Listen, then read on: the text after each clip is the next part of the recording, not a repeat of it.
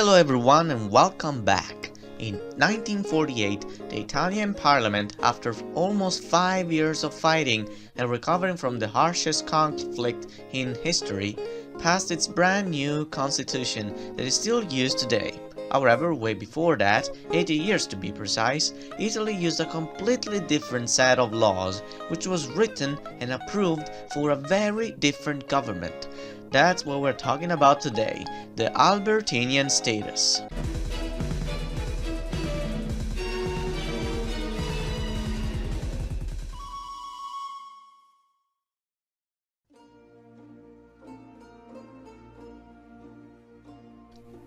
The Albertinian status, or how it is known in Italy, the Statuto Albertino, was the first constitution Italy ever had and was planned and approved from the King Carlo Alberto, back when Italy still didn't exist and the Savoy dynasty only reigned over the regions of Piedmont, Liguria, Aosta and Sardinia. It was implemented in 1848 after the political and social turmoil that Italy went through. The Albertinian status is very short, with only 84 articles, yet the country didn't find the need to change it much over the nearly 80 years it was used. This was due to its vague and expansive language that proved excellent in covering a huge variety of conditions at the expense of precision.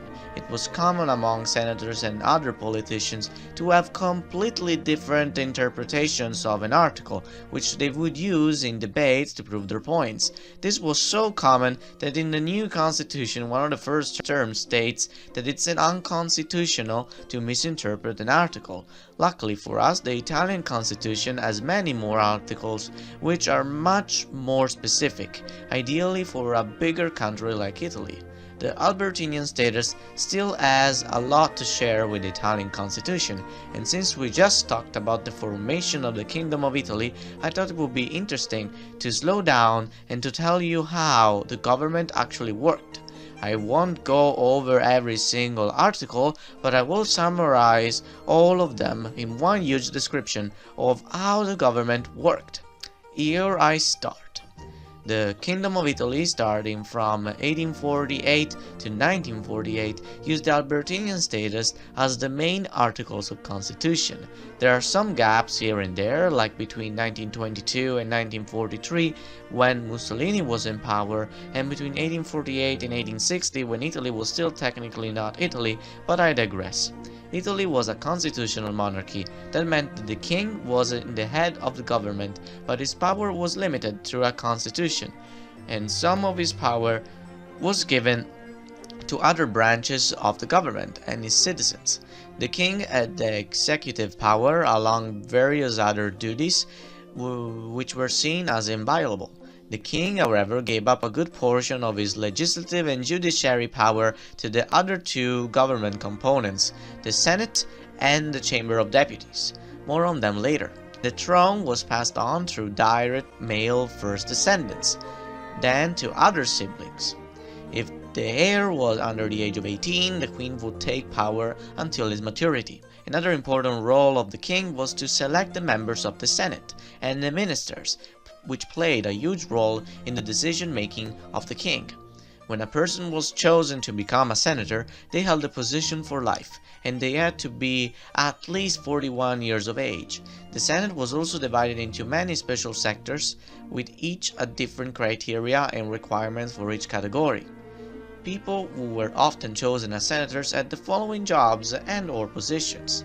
The Senate has a president and a vice president of the Senate who were appointed by the king, while the secretaries were chosen by the Senate through elections. The royal princes were members of the Senate by right from the age of 21 onwards, with full voting rights after the age of 25, sitting immediately after the president. One controversial yet interesting thing about the senators at the time was that they were completely immune to arrest, unless they were caught red-handed by a witness, which was unlikely. The Senate also had some judicial power, which they however used only for the most serious situations. The Senate was also the High Court of Justice. The Chamber of Deputies was elected by the people, which was only a small percentage of the whole population, but it was slowly increased over time. A deputy had to be at least 30, and his term would last 5 years. They would also choose their own secretaries and president. They also had the power to impeach ministers if they found it appropriate, and or to send them to the High Court of Justice to be sent to trial. The deputies of the chamber also had the same immunities over the law, but of course it lasted only for the 5 years of his term. The Senate and the chamber would work together to vote for new laws. They could be proposed by any of the members of the two bodies, or even one of the voters. If both the Senate and the chamber passed the proposal, the king would have to sign it, which he might as well not do since he had no obligation to. We still have the same law in the Republic of Italy, except the one who has to sign is the President of the Republic. He can refuse to sign it, but if the Parliament passes it a second time, then the President might sign it. Unless it strictly goes against the Constitution, and it basically never happens. This happened just last year, so it's not too uncommon. Now back to the good old days. The ministers were the advisors of the king, and they all had their specialization. There was also the prime minister, who was basically the prime advisor. Those were the following. As I said previously, the ministers were appointed by the king, but they could technically also be part of the Chamber of Deputies. They could also attend both the Senate and the Chamber, but could intervene only if they were asked to. At first the delegates were seen as lower than ministers, but as time progressed, the Chamber became more and more engaged in the selection of new ministers. Each minister was in charge of an aspect of the country and often proposed certain laws, and that he saw more fit to solve any eventual problem that the sector was facing. Their role didn't change much over the years. Now let's talk about what all classical liberals were waiting for: rights and duties of citizens. One of the most exciting and progressive things a constitution did was to also give citizenship to people inhabiting a country, giving inviolable rights and privileges to whoever lived in such country. Many liberals at the time were disappointed over the few articles they gained, most notably the very restricting voting rights, but they still saw it as a step forward in the right direction.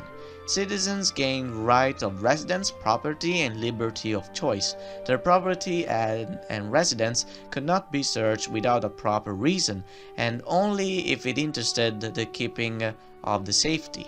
Freedom of press was also implemented, but the state could intervene if it was abused. As you can tell, these terms are very vague because it doesn't really explain what they mean by abusing the freedom of press, neither what makes a reason to search as proper. Over the years, these rights will grow more specific and more in favor of the people's needs. We will cover some of these changes next time. Thank you so much for watching. I will see you there.